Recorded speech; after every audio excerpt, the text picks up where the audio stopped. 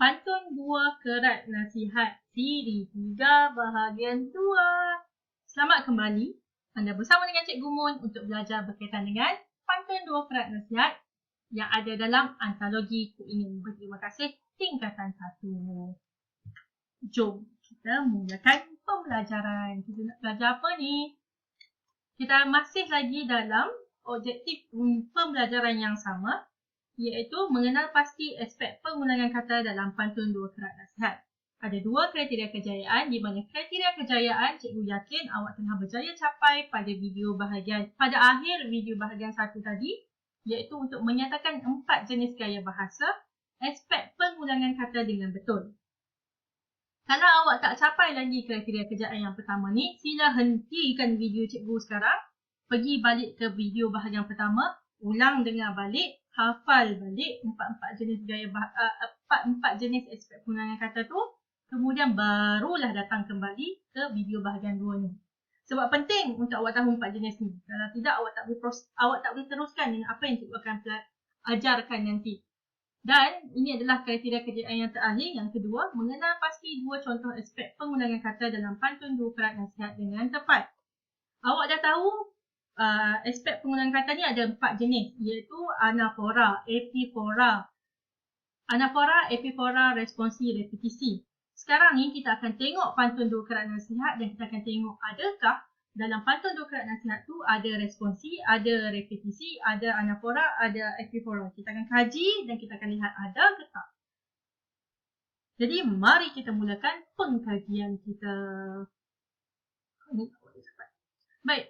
Untuk mengkaji ataupun untuk mengenal pasti aspek pengulangan kata yang ada dalam pantun 2 kerat nasihat, awak kena tahu cara terlebih dahulu. Maka cikgu akan perkenalkan kepada awak cara-cara untuk mengenal pasti. Dah tersasul-sasul. Baik, ulang balik. Cikgu akan perkenalkan kepada awak dengan cara-cara untuk mengenal pasti aspek pengulangan kata. Ada 3 langkah yang kena awak tahu dan kena awak ikuti. Langkah yang pertama, untuk mengenal pasti aspek pengulangan kata yang ada dalam pantun 2 kerat nasihat, langkah pertama ialah awak kena tahu 4 jenis aspek pengulangan kata.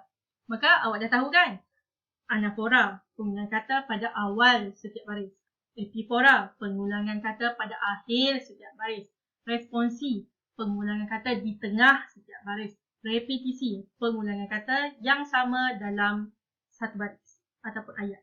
Dalam sesuatu baris ataupun ayat. Dah tahu. Selesai langkah pertama. Dah tahu, dah dapat langkah pertama, kita masuk langkah kedua. Langkah kedua, daripada 4 tu, pilih satu aspek pengulangan kata yang ingin dikenal pasti ataupun dikaji. Pilihlah. Awak nak kaji dulu berkaitan dengan anafora ke, epifora ke, responsi ke, ataupun repetisi. Pilih. Maka lepas dah pilih, barulah masuk kepada langkah ketiga. Langkah ketiga, lihat baris demi baris dan kesan perkataan yang berulang. Kalau awak pilih nak kaji anafora, maka awak tahu anafora ialah pengulangan kata pada awal setiap baris. Maka awak tahu awak nak lihat dekat mana, awak nak kesan perkataan dekat mana, kesan lihat dekat awal. Maksudnya perkataan pertama. Macam itulah yang berikutnya. Baik, kita akan masuk dan kita akan terus lihat kepada pantun 2 kerat nasihat. Ini adalah pantun dia. Ada 5 rangkap semuanya. Dan kita akan kenal pasti dah ni. Sekarang tibalah masanya untuk kita kenal pasti apa aspek pengulangan kata yang ada pada pantun 2 kerat nasihat ni. Ikut langkah yang telah cikgu ajar tadi. Langkah pertama, dah tahu anafora, epifora, responsi, repetisi. Dah tahu maksud dia, kedudukan dia. Kemudian langkah kedua, pilih satu aspek pengulangan kata yang ingin dikenal pasti ataupun dikaji. Kali ni cikgu nak pilih untuk yang pertama ni, cikgu nak pilih nak kaji tentang anafora. Dah tahu nak kaji apa? Nak kaji anafora, masuk langkah ketiga. Lihat baris demi baris dan kesan perkataan yang berulang. Cikgu tahu anafora adalah pengulangan kata pada awal setiap baris. Maka cikgu kena tengok perkataan pertama bagi setiap baris. Jadi jom kita sama-sama tengok perkataan pertama bagi setiap baris. Kita tengok rangkap pertama. Berapa? Sejauh. Sama tak? Tak sama. Sarang. Rangkap kedua. Sarang. Orang. Sama tak? Tak sama. Rangkap ketiga, hitam. Sungguh. Sama ke tak? Tak sama. Rangkap keempat, emas. Malas. Sama ke tak? Tak sama. Rangkap kelima, buah. Satu. Sama ke tak? Tak sama. Jadi, bila tak sama, tak ada langsung perkataan baris, perkataan awal pada baris perkataan pertama bagi setiap baris tak ada yang berulang, maka ada ke tak aspek anafora dalam pantun nukrat nasihat? Jawapannya tak ada, tiada. Baik, teruskan lagi. Pantun nukrat nasihat, ulang balik. Langkah pertama dah tahu dan awak dah tahu dah dalam pantun nukrat nasihat tak ada anafora. Maka ada 3 lagi yang awak boleh kaji. Epifora, responsi, repetisi. Maka sekarang pilih. Kali ni cikgu nak pilih berkaitan dengan epifora. Jadi awak tahu epifora ialah pengulangan kata pada akhir setiap baris. Maka awak akan ikut langkah yang ketiga, lihat baris demi baris dan kesan perkataan yang berulang. Dekat mana nak tengok, dekat mana nak lihat, dekat mana nak kesan, dekat belakang, dekat perkataan akhir. Jadi kita pun tengok, jom kita tengok. Sifat dengan sifat sama ke tak? Jawab, betul, tak sama. Gelap dengan lelap sama ke tak? Tak sama, betul. Kawar dengan lawan sama ke tak? Tak sama, betul. Suasa merasa sama ke tak?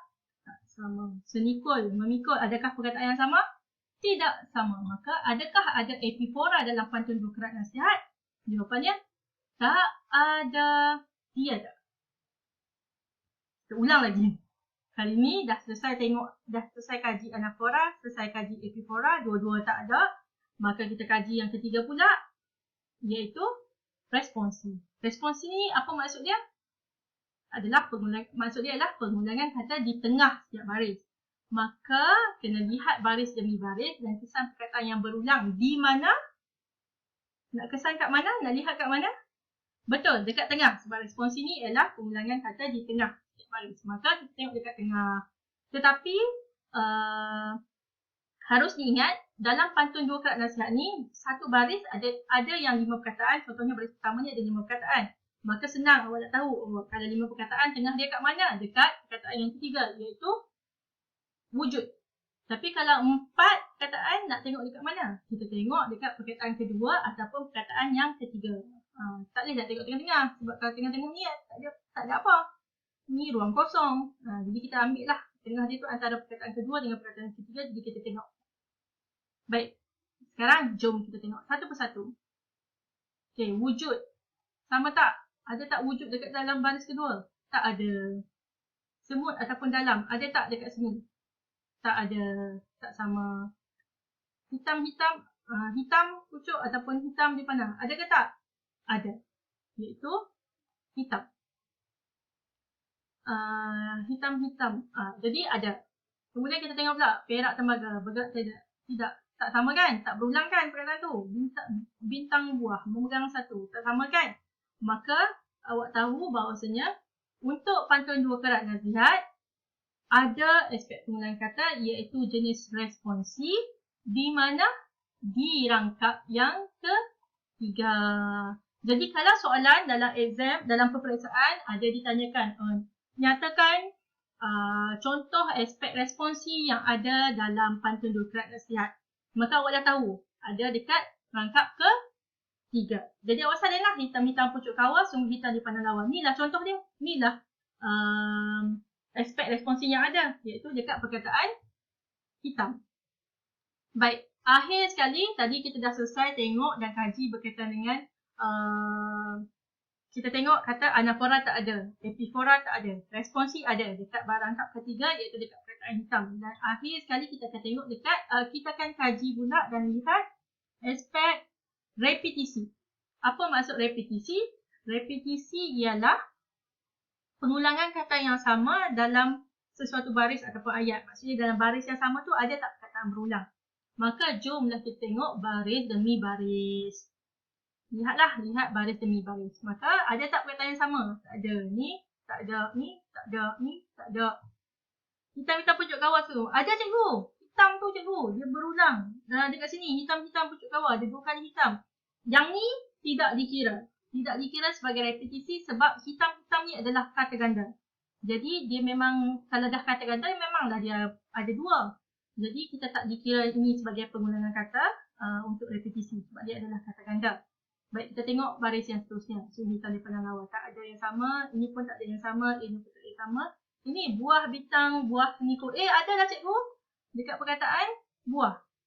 Buah bintang, buah senikul. Dia ulang perkataan buah ni dekat baris yang sama. Maka ada repetisi. Kemudian akhir sekali kita tengok pula dekat baris yang terakhir iaitu satu memegang, satu memikul. Cikgu ada cikgu. Dekat perkataan satu.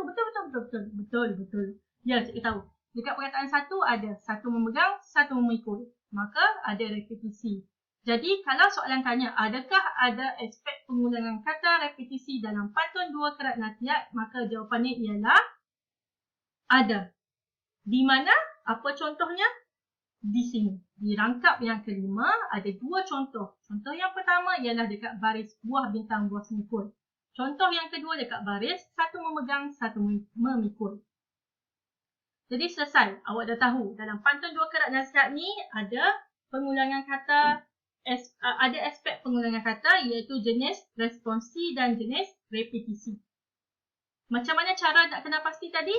Ni, guna langkah ni. 3 langkah ni. Mudah tak? Mudah, kan?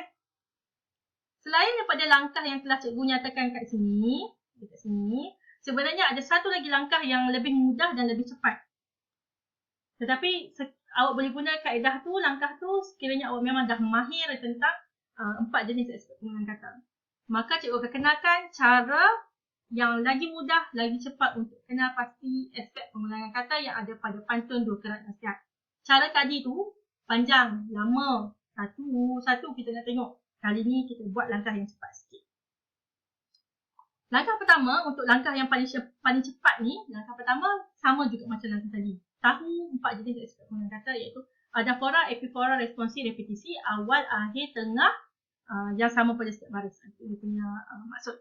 Langkah yang kedua, kalau tadi kita pilih dulu. Yang ni kita tengok terus baris demi baris. Lihat baris demi baris dan kesan perkataan yang berulang. Gariskan. Dan langkah yang ketiga, kenal pasti kategori perkataan yang berulang. Macam mana cara kita nak guna langkah ni? Jom, cikgu tunjukkan cara. Baik, ini pantun dua kerat nasihat. Ini adalah langkah yang tadi cikgu kenalkan. Langkah pantas. Di langkah pantas yang pertama, tahu 4 jenis aspek pengulangan kata. Dah tahu betul? Kemudian, lihat baris demi baris dan kesan perkataan yang berulang. Gariskan. Maka jom kita tengok baris demi baris. Ada ke tak? Ini, tengok. Tak ada yang sama, tak ada perkataan yang berulang. Ini tak dikira sebab ni adalah kata ganda. Ada. Oh, yang ni sebab kata ganda. Tapi ni ada hitam-hitam. Okey, tengok lagi. Ada lagi dekat sini. Dan tengok lagi. Ada lagi dekat sini. Terus awak, cikgu tak gariskan lah. Ni cikgu warnakan dengan merah. Kalau awak gariskan lah. Lepas dah awak kenal pasti, lepas awak tengok pantun dua kerat nasihat ni, awak dah jumpa apa perkataan yang berulang, iaitu perkataan-perkataan ini, maka kita akan ikut langkah yang ketiga, iaitu kenal pasti kategori perkataan yang berulang. Maka kita akan tengok. Okay, hitam-hitam di pucuk kawas, sungguh hitam di pandang lawa. Dekat mana kedudukan hitam ni? Hitam ni berada dekat tengah baris. Ini pun sama, dekat tengah baris. Maka awak tahu. Kalau ada pengulangan kata di tengah baris, itu adalah aspek responsi. Betul. Kemudian tengok pula yang perkataan yang awak dah gariskan yang seterusnya. Buah bintang, buah senikul. Apa yang berulang? Perkataan yang berulang ialah buah. Dekat mana dia berulang? Dia berulang pada baris yang sama. Jadi kalau ada pengulangan kata yang sama dalam baris yang sama, itu adalah aspek repetisi. Kemudian satu memegang, satu memikul sama juga. Perkataan satu berulang pada baris yang sama, maka dia adalah repetisi. Jadi cepat kan? Awak terus boleh tahu kata pantun dua kerat nasihat ada 2 aspek pengulangan kata iaitu responsi dan repetisi, dan ini adalah contoh dia. Responsi ini contoh dia, repetisi ini contohnya. Cepat. Langkah ekspres ni awak boleh gunakan sekiranya awak memang dah mahir tentang, awak memang dah cepat faham dan hafal apa jenis aspek pengulangan kata dan apa definisi dia. Baik, itu sahaja. Sekiranya awak dah dapat benda ni, maka tercapailah kriteria kejayaan Yang kedua, maka berakhirlah siri yang ketiga ni. Kita jumpa lagi dalam pembelajaran yang seterusnya.